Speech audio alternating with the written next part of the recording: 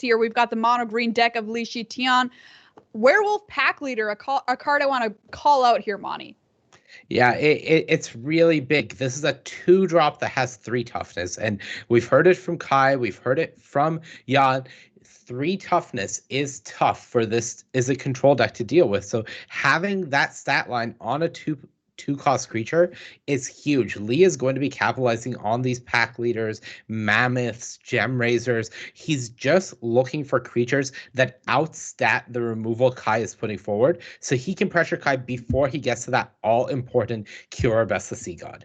All right, let's take a look at the Izzet control list of Kai Budde here. And you talk about control decks sometimes finding the wrong solutions or having the wrong solutions in hand. What are the right solutions here if we're not counting on Cinderclasm?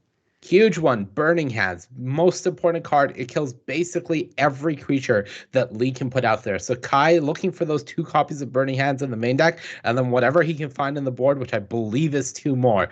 If he can survive this aggressive onslaught and he can land that Cure Best the Sea God, he has 4 copies. He's going to be in good shape. We saw Jan dismantle Lee. So this matchup definitely isn't that bad, but it does require Kai to draw some of the right cards in those early turns. All right, here we go. Lowers round 3. Shi Tian versus Kai Budde. The rematch. Kai wants revenge. Will he get it? Let's find out with Marshall and Cedric. Thank you, Maria. Let's head on down. It's time for lower round number 3.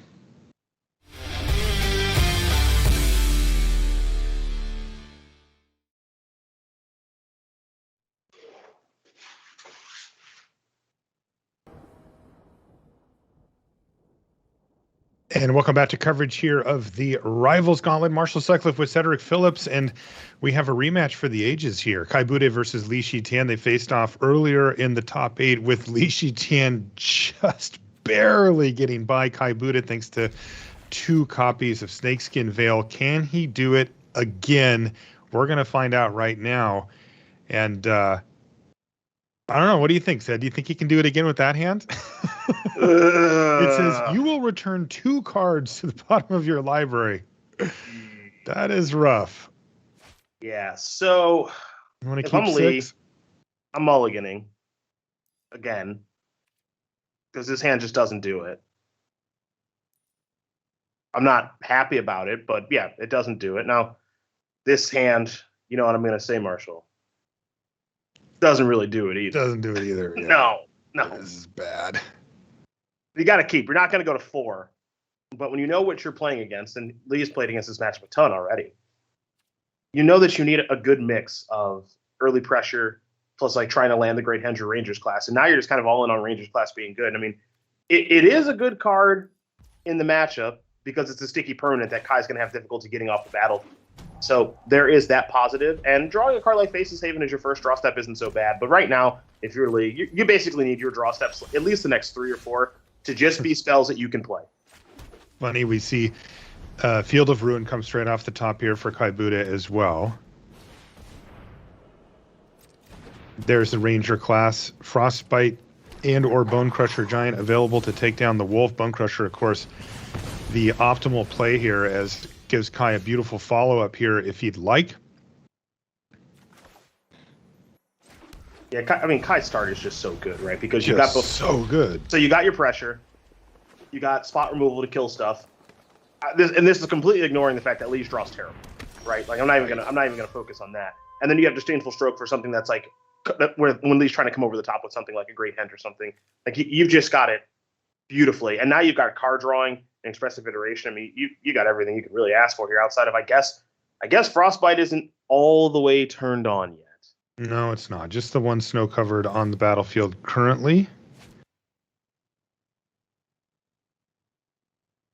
That's about the only thing Kai's missing. It is.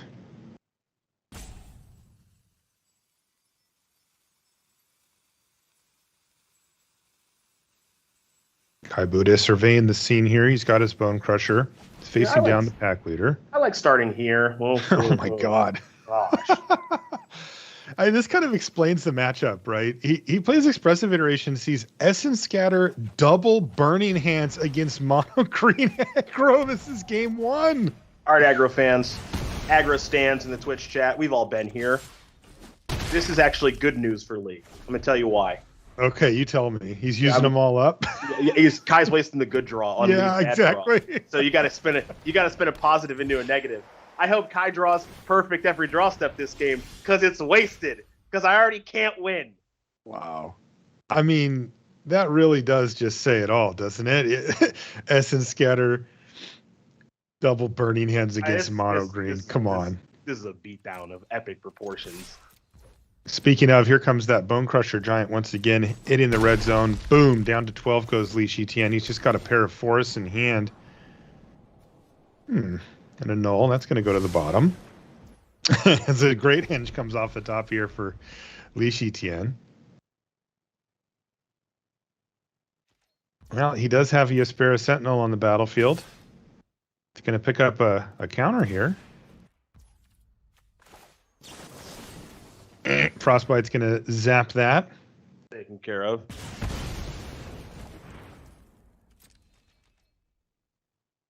And that Great Henge is nowhere near coming down. The only hope here is Ranger class getting activated, which it does. It shows a Kazandu Mammoth on top, but unfortunately no mana for it.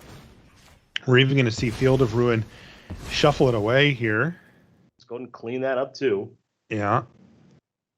That'll get you one step closer to Frostbite having the necessary snow permanence as well. Swarm Shambler was a replacement there, but here comes Expressive Iteration, and we know that the Bone Crusher Giant's going to come in here and knock Lee down to just 8. 2 more turns of hits from that Bone Crusher, and that would be game number 1 for Kai Budde. You know, Lee, you don't have to attach any emotion to this game. Sometimes in Magic, you just get your butt kicked. It happens. It's happened to all of us. Yeah. Just let go, Lee. It's okay. Just take your shellacking. Move on. You just got to think about it. You know what? Good draw, Kai. Hope the next couple don't look like this. Totally. Because otherwise, what could I have done? Nothing. All right, that's right. Just it's like what are those things what is that big rock that you curl with? What is that thing called? Is it called just like a rock in curling? Is it a stone? The stone. That's what it might be called a stone. You just push that game away. Just just right down the ice. Just let it go, and it just let it go. Slides away. Fly right into the old wall on the other side. That's fine. Yeah. All right. Yeah, that is exactly what happened here. Shi Tian just let this game slide away into oblivion. He never was in it for half of a second. Mulligan to 5 and never got a footing. Okay, wrap that one up. Let it go. Now it's time for the real game, right? This is where you hope that Kai stumbles a little bit and you get one of your better draws, and we're right back in it. All right, now here we go. Now this looks like a draw. Lee, you can't be unhappy with this. This is nice. He's on 6 already. We're not going down. That's a keeper on 6, though, right? Probably gonna. I was thinking maybe Mammoth. Well, let's see. You start with Lovestruck Beast in the Rangers class. Okay.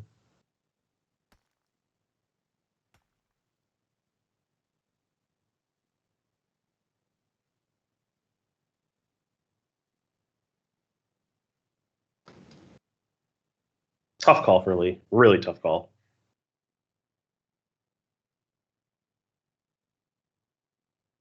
Okay, well, looks like we have a little bit of a technical issue there, but we're gonna get it sorted out right quick here.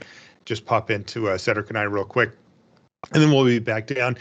Those ones are a little easier to let go of, though, right? We were joking around about Lee, but when you're never even remotely in it, it's a little easier to just say, I wasn't winning that game, and focus on the next one. Yeah, I mean, look, you're playing for a ton. It's been a long weekend, right? Time zones, everything, intense gameplay, all of it.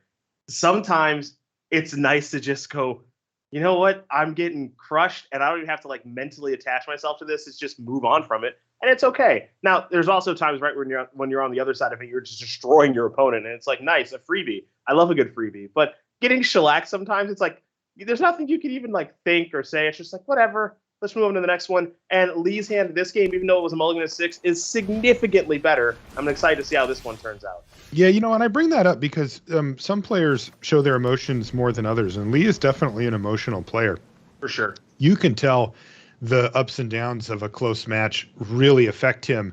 And this one, I think he'll be able to let go of pretty easily and get focused back in. So as you said, much, much better here for Lee. These are nulls that Kai and company have brought to the table. Pretty nice.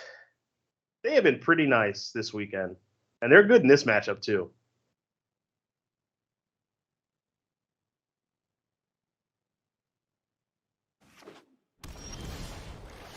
Ooh, Lee getting a little tricksy. Okay, so Lee's going to go Tapland Go. Yep, not going to play Ranger class into the open blue mana, which is a null mana, because Ranger class is actually pretty important for what's going on here.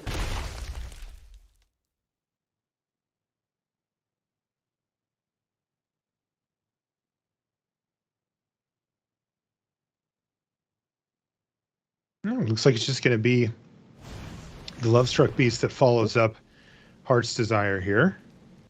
Now, Lovestruck Beast is going to have a hard time attacking in this game because you can already see that Frostbite can take care of one of the 1/1s, the existing 1/1, I guess I'll say, and the Scorching Dragonfire can take care of the next 1/1. So this 5/5 is going to have some difficulty actually getting into the red zone, but the fact that you're trying to set up a Great Henge, you're going to have some difficulty doing that because of both the annul and the negate. So once again, it looks like Kai's got most of the problems covered right now.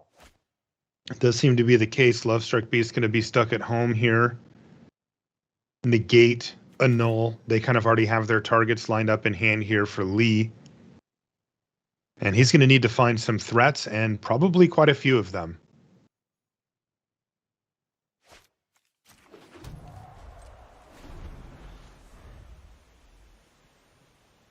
Kai choosing to play an untapped land here rather than get the temple down.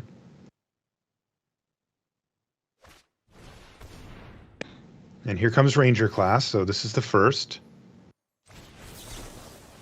And that's going to be met with a null. Negate has more targets than just artifacts or enchantments. Primal Might comes to mind. Now Lee is stuck. He is a little stuck. And the Kazandu Mammoth is a land. To be extremely clear, I don't think that play was incorrect. It's just you're in a difficult position there because you don't know if you need to play it as a land or a spell a lot of the time. Yeah. So when he played it as a land, and now he's flooding out, right? Had you known that you were going to draw multiple lands, of course you would have rather kept it as a 3/3, but you don't know at the time that you're making that decision. The flexibility of the card is powerful, but right now the decision to play it as a land looks a little bit foolish. But again, Lee had no idea that he was just going to draw running lands, and that's the last thing he wants to draw anyway. Wow, look at that Mind Flare on top of the library here for Kai Budde, and Shi Tian just can't buy a bucket here. He looks at the sky after Kai says, no, I'll go ahead and keep that on top, and Lee finds another land off the top. He's going to put Great Henge on the stack here. I'm curious to see if... Sorry to cut you off, partner. I was just going to say, yeah, I think it will. I think that the Prismari command having been drawn is good here. Yeah, it's just kind of a question of, how much does Kai care if, Great Henge resolves and then you play a thing afterward, but I guess you play the next thing on the stack, blow up the Great Henge, so your opponent doesn't get to draw a card. So yeah, you just use it. You just counter it this way and continue to save that negate, which is cheaper than Prismari command anyway. So Kai's making it look easy because these two games, frankly, Marshall, have been easy. Yeah, they have really not been games from Kai Budde's perspective. He has just been in cruise control this whole time. The first match that they played earlier today was so close and so stressful with a really heartbreaking finish for Kai Budde. And you see Shi Tian pretty happy there to have found Ranger class off the top of the library, but it gets countered as well. This Lovestruck Beast hasn't got to a tank a single time. And this match has been a completely different story, not remotely close. This is in Kai Budde's favor. He can go ahead and steal Lovestruck Beast. Won't be able to attack with it just straight away here, but he can even blink later on and upgrade that if he wants. And there it is. Swarm Shambler off the top. Life of an aggro player. Come on, top deck. Turn 7 1-drop. Yeah, that's right. Here it is. But wait, it can grow and grow that's and right. grow. Yes, and I'm sure that's what's going to happen here. Good God. This is hard to watch. Shi Tian is just getting annihilated here in this match. He has never been ahead. He has never had a chance. Sometimes this is how it goes, though. Now I'm just waiting for Kai to find a way to steal the Swarm Shambler so that he can attack with the Love Struck Beast. Now we're just like getting into like mini games now. And this game hasn't even come down to his most powerful card in the matchup, arguably. Or at least two most powerful cards in the matchup. Burning Hands is one. Fiora Best of Sea Gods the other. Those cards haven't even needed to show up here. It's just too much to overcome. I mean, the draws here from Kai have been exquisite. His deck is accidentally, I would say, tailored to beat a strategy like this. I don't think he prepared for mono green coming into this tournament, but with the way that his deck is built, it doesn't have much trouble against the strategy. And Lee said, you know what? My run has come to an end. Out with a whimper goes Shi Tian. Kai Budde dispatches of him in 2 decisive games.